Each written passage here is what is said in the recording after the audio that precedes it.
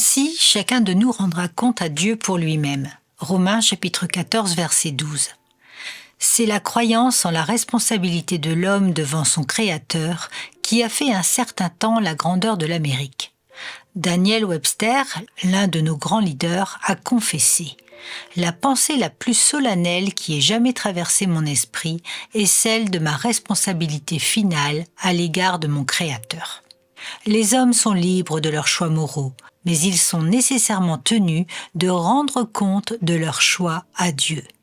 Cela les rend à la fois libres et obligés, car ils seront obligés de passer en jugement pour rendre compte des actes accomplis quand ils étaient dans leur corps.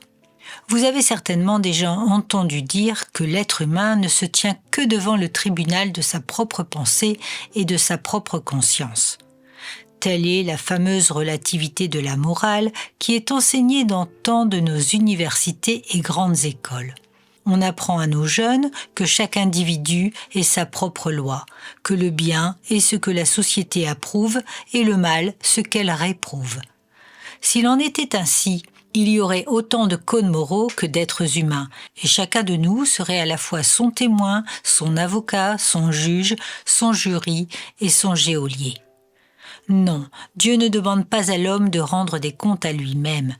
Il ne nous demandera pas en dernière instance, à vous et à moi, de rendre des comptes à la loi ni à la société humaine.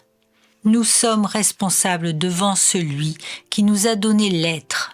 Nous avons des comptes à rendre à celui dont le cœur nous a aimés et qui nous a imposé ses lois.